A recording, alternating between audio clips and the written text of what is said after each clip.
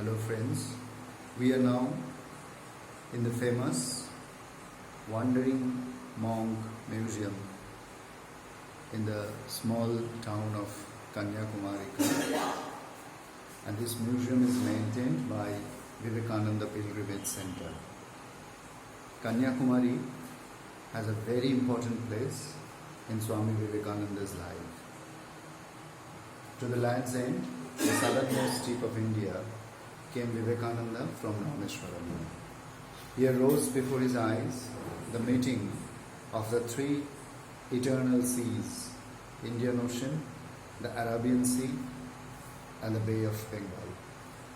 A fantastic composition of sand, rock, and sea at the foot of the green hills met his eyes. He stood with a wonder at the southernmost tip of India. His journey had come to an end. It had it, indeed. He was overwhelmed at the sight. The vast expanse of the sky, meeting in the distant horizon, looked timeless and eternal. He became excited as a child.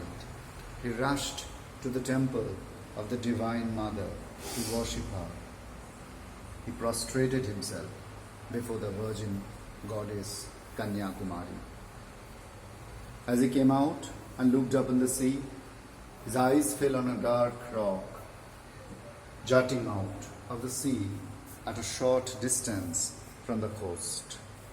The rock attracted him like a magnet, and he felt he had to be there. A boat was there which could ferry him across, but he had no money to pay the boatman. He could not wait. His eagerness to reach the rock was overwhelming. The Swami jumped into the sea and started swimming. Beating the waves, his powerful arms and defying sharks which infested these waters. Soon he reached the rock, climbing out of the water. He sat on the rock.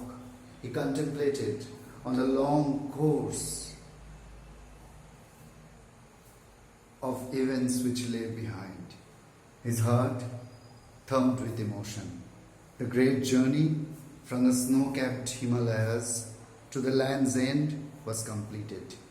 He had travelled the whole length of the Indian subcontinent, his beloved motherland, which together with his earthly mother was superior even to heaven itself. Sitting on the stone, he recalled all that he had seen with his own eyes. The pitiable condition of the Indian masses, victims of the unscrupulous whims of their rulers. The tyranny of the caste had snapped their last drop of vitality, and most of the so-called leaders who shouted from the housetops about the liberation of the people, he had seen selfishness personified. What was his task? He asked himself. Should he regard the world as a dream and go into solitude to commune with the God? He had tried several times without success. He remembered that as a sannyasin, he had taken the vow to serve God and God only. But this God, he was convinced, was revealed through humanity, and his own service to God must begin. Therefore, with the humanity of India, may I be born again and again, he exclaimed, and suffer 1,000 miseries, if I may only worship the only God in whom I believe, the sum total of all souls, and above all, my God the wicked, my God the afflicted, my God the poor of all races. But where would the Swami find the fellow workers to help him in his gigantic task? He wanted the whole-time servants of God, workers without worldly ties. Verily, this Swami at Kanyakumari was a patriot and a prophet in one. There he became and he declared later to our Western disciple a condensed India.